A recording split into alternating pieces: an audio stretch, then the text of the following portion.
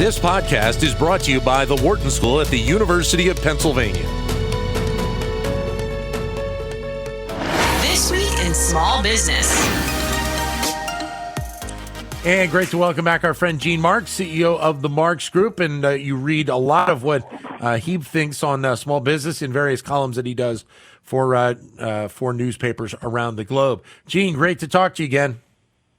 Dan, thanks for having me on. Good to speak with you as well. Thanks. I kind of teased what I was going to talk with Jeremy at the end of the show with all the data, but obviously I think for small business, this data has an impact as well. All of the positivity that is out there right now.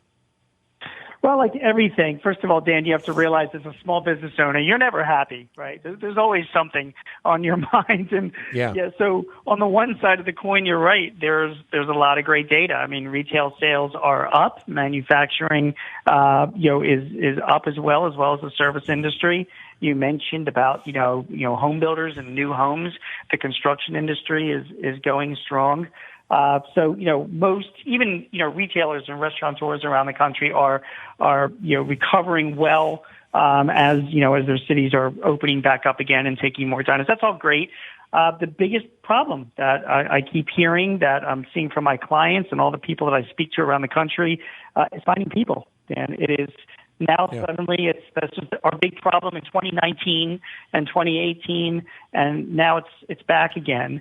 And businesses across the country, particularly small businesses, are really struggling to find qualified, skilled people to do the work and to meet the demand that they're facing.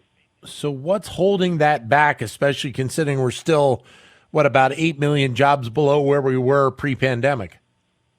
Yeah, I think there's a few things going on. I mean, it's not like there's any one answer to any big issue like this. I mean, first of all, people will point their fingers at, the unemployment benefits.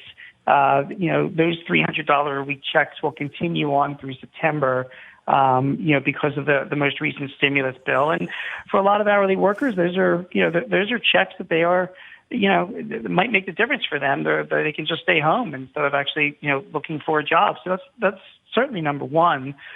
Number two is, there are still health concerns out there, and there are a lot of workers that are not, completely ready to get back into the workforce yet. And, so they're concerned about that. And let's not forget, the unemployment numbers, the businesses that are looking to hire people it's the people that are, in the retail world, construction people for the shop floor.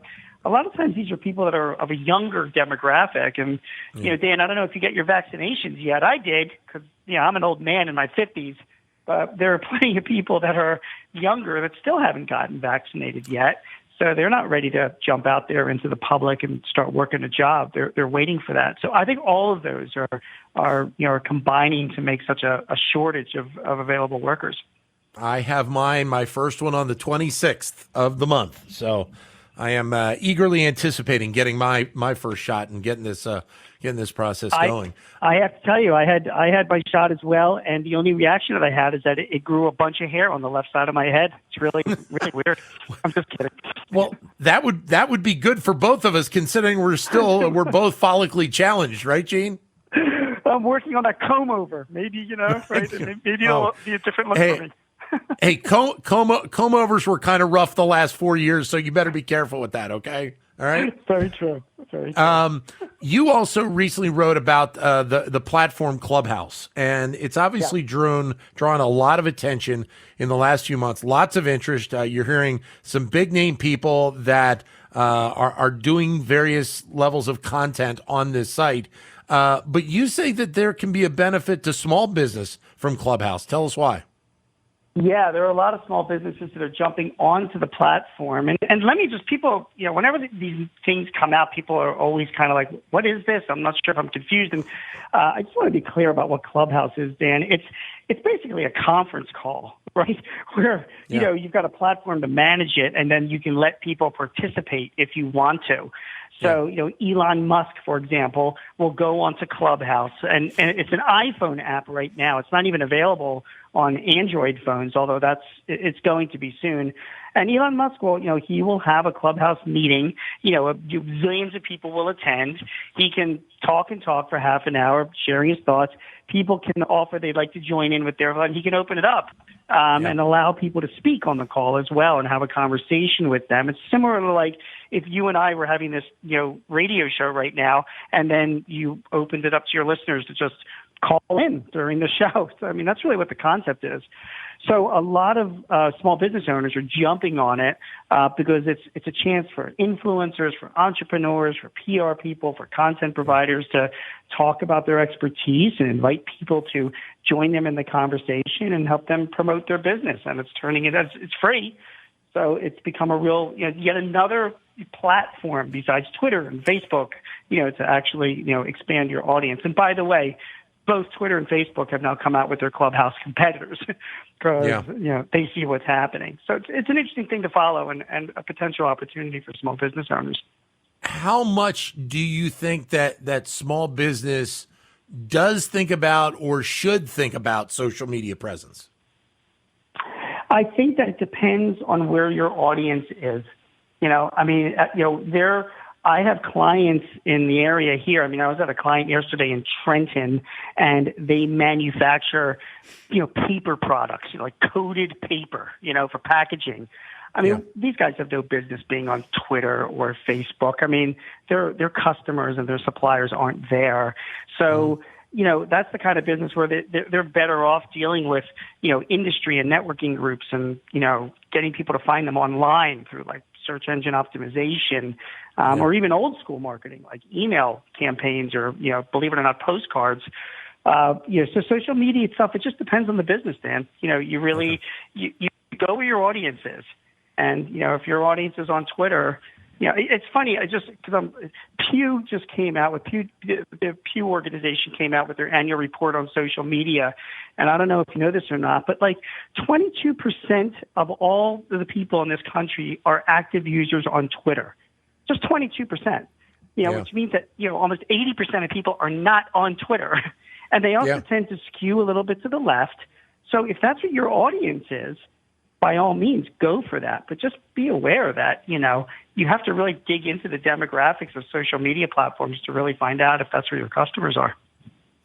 You also have recently talked about vaccinations and whether or not business owners should be worried about their employees, whether they get the vaccine or not. Tell us what you thought, what you found out. I'm interested to hear what you think about this, Dan. I mean, you haven't gotten your vaccination yet, and you will. And let me just ask you, when you get vaccinated, will that hold you back from doing anything? No. Right. Me too. I mean, I got my vaccinations and I've been going out and whatever. And there's been this big debate about should employers or small businesses like require their employees to get vaccinated. And I don't understand what the debate is all about. I'm not going to tell my employees what to do. They're big people and it's up to them. And if they choose not to get vaccinated, I'm not judging it. That's up to them. But, I got vaccinated. So, if they get sick, that's on them. Now, some people might say, well, people might get sick and then you lose the employee, they're out of work. And, that's a potential harm to your business above the fact that it's a potential harm to the employee. But I don't think small business owners should be getting involved in the personal lives and decisions of their employees to that effect. I think they can encourage them. And one thing I do advise the business owners, Dan, is that, if you do tell your employees, listen, get vaccinated, take the day off, we'll pay you for the day off. And if you have a reaction, we'll pay you to take time off to, even if you have a reaction, you can offer that because there's a tax credit available that will reimburse you for any compensation that you're paying those employees. So by all means do that, but you don't have to require them.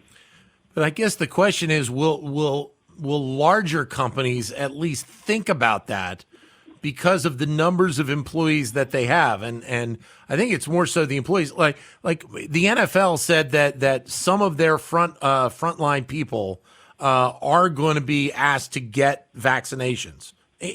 But that's their call. It's not everybody's call. So I think it's going to be interesting to see how this all plays out. Yeah, I agree. And again, I just think on the list of things that we have to worry about this year, I don't think that's another, bee's nest that we need to stir up. I think you encourage your employees to get vaccinated because it's the healthy thing to do. Tell them you can take time off because you'll get compensated for it anyway. But if they decide not to, that's up to them. And then move on and focus on all the other issues that we've got this year. Right. You also got into the work from home debate, and that's going to be, an interesting element to see play out. Obviously, I've been doing it over the last 13 and a half months, but my expectation is that I'm going to be back in the studio in Philadelphia sometime later this year. A lot of companies say, I'm fine with that. A lot of companies, though, are pretty hardcore about the fact that they really feel that having their employees in the office benefits the firm longer term. Well, I'm hoping that you're looking forward to getting back in the studio because you've got a great team with Matt and Michelle. So, it's great to see. Don't forget Dion. Those guys. And Dion as well. That's exactly right. Don't forget Dion. You should be clamoring to get back to the studio. I know I would be. But listen, work from home, it's an issue this year. And I wrote a piece for The Guardian on it because there's one big part of it that's really failing, and it has to do with mental health. Microsoft just released this big study. They surveyed more than 3,000 employees around the world, and they found that although 3/4 of them would like some work from home option, a huge majority of them have been suffering while working from home. They're craving to get back and have human contact. They're inundated with too many emails. I mean, emails have doubled what they were, if you can imagine, from the last few years, as well as, all those Zoom meetings. And it's having an impact on their mental health. So the bottom line is this, Dan. I mean, every company, when it comes to benefits, when it comes to attracting talent, you've got to have good health care. You've got to have a good retirement plan. And you absolutely have got to have a work from home benefit as well. People are demanding it, and they're going to be expecting it. However, you've got to be careful with it. You have to be very cognizant of your employees' mental health. You have to offer it maybe on a trial basis for 90 days just to see if it's working out. You don't have to do it full board. You can 1 day a week or 2 days a week because it's important to have people come into the office. And the Microsoft study found that a great number of their respondents, they prefer to come into the office because it's a social setting and it's a work culture and you can innovate and share ideas. So work from home is definitely with us forever, but it's not going to be this extreme experience that we just had in 2020. I think it's going to be very, very much of a limited but an important benefit that employers are going to have to provide. We're joined by Gene Marks, who is the CEO of the Marks Group. One of the things you also have touched on recently is the issue of taxes. And I know a lot of people are talking about that right now, about President Biden, the Biden administration, what they're going to do around taxes. The expectation is that they are going to increase them from 21%, whether it's 28%, 25%, we don't know at this point. But you took a look at how small businesses maybe should be preparing for this. Yeah, there's going to be more tax increases on the way. I mean, right now, the focus has been on the corporate income tax rate. And you're absolutely right, Dan. It could go from 21 to 28 or 25%. There's now a minimum tax on corporation. That has kind of a limited impact on small businesses because small businesses are pass-throughs.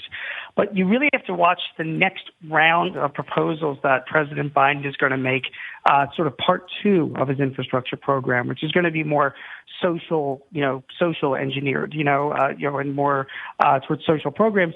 There will be tax increases there. And by the way, none of this should be a surprise. People are so up in arms. And yet, President Biden, he told us all of this while he was campaigning. And what did he tell us? He told us that he wants the individual top tax rate to go back up to 39.6%. And he told us that he wants to eliminate the capital gains taxes for wealthy earners. That's joint earners over $400,000 a year. And he told us that he wants to change the way businesses value their assets when they buy those assets, which will cut down on the tax benefits that they got when they ultimately sell those assets. And he also told us that there's potentially changes to how we classify employees as independent contractors, which could create more payroll taxes for us. And speaking of payroll taxes, he has also proposed increases on the Social Security tax. In other words, taxing people that are making more than $400,000 again a year. These taxes have been proposed before. He campaigned on them, and they're going to be coming in this next round. Just you wait and see.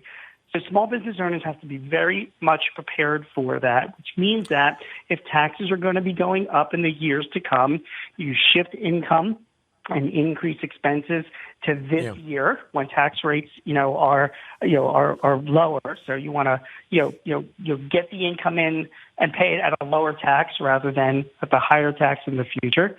You want to take advantage of all of those great stimulus tax credits that are still available, the employee retention tax credit and the work opportunity tax credit. And, you have to be smart about planning out what your taxes are going to be this year with your accountant. What about somebody, a business owner that might be thinking about selling their business? It has never been a better time to do that. In fact, just today, Biz Buy Sell, which is this big marketplace that tracks this kind of stuff and is for business brokers, are reporting a significant increase in people selling their businesses and buying businesses as well. And listen, Dan, look, the average business owner is about my age, like in their 50s, and we're sick of it. We want out after this pandemic. Enough is enough. So a lot of business owners are looking to sell their businesses, and the time is really right because inflation is low. Where else should somebody invest their money? In the stock market? Who knows? Interest rates are low, so financing is good. Capital gains taxes are still low. And our country's getting older. 20% of the population is going to be over the age of 60 within the next decade. And a lot of these people are looking to get out.